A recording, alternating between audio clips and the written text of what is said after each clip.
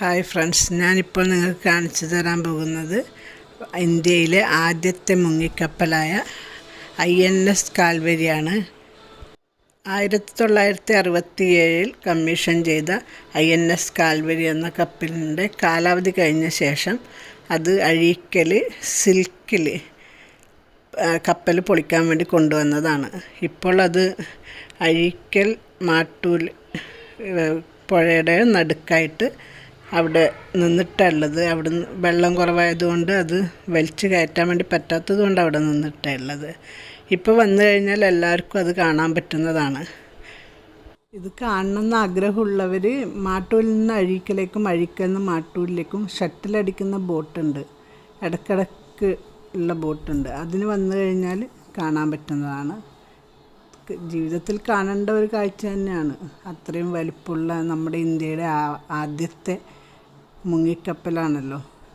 ഇതിൻ്റെ അടുത്തു കൂടി തന്നെയാണ് ബോട്ട് നീങ്ങുന്നത്. നമുക്കിങ്ങനെ അടുത്ത് നിന്ന് കാണാൻ പറ്റുന്നുണ്ട് കപ്പൽ. നല്ല വലിപ്പമുള്ള കപ്പലാണ്. ഇതാണ് അതിൻ്റെ ഫ്രണ്ട് ഭാഗമാണ് ഈ കാണുന്നത്. ആ മഞ്ഞ പെയിൻ്റൊക്കെയുള്ള ഭാഗം ഫ്രണ്ട് ഭാഗം.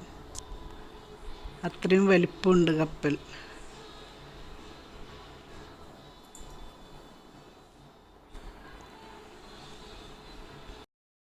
ഞാൻ ഈ വീഡിയോ എടുത്തത് മാട്ടൂൽ പറശ്ശിനി ബോട്ടിൽ നിന്നാണ്. ഞാൻ പറശ്ശിനിയിലേക്ക് യാത്ര പോകുന്ന സമയത്ത് എടുത്ത വീഡിയോ ആണിത്.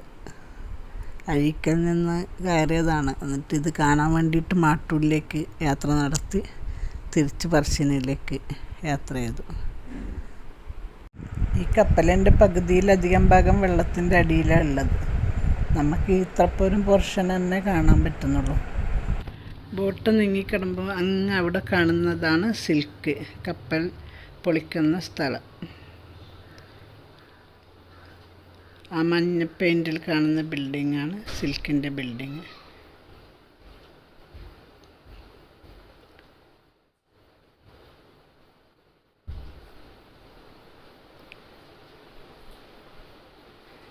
സിൽക്ക് കഴിഞ്ഞാൽ പിന്നെ വരുന്നത് അഴീക്കൽ ഫിഷിംഗ് ഹാർബറാണ്. ബോട്ടുകൾ നിരന്ന് കിടക്കുന്നത് അഴീക്കൽ ഫിഷിംഗ് ഹാർബർ.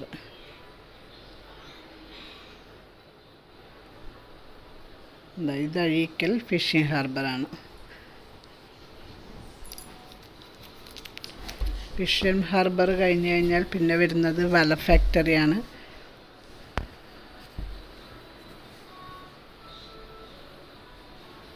ഫിഷിംഗ് ഹാർബറിൻ്റെ അടുത്ത് കാണുന്ന ബിൽഡിങ്, നീല പെയിൻ്റൊക്കെ അടിച്ച് കാണുന്ന ബിൽഡിങ് വല ഫാക്ടറിയുടെ ബിൽഡിങ്ങാണ്. ആ കാണുന്നതാണ് വല ഫാക്ടറി.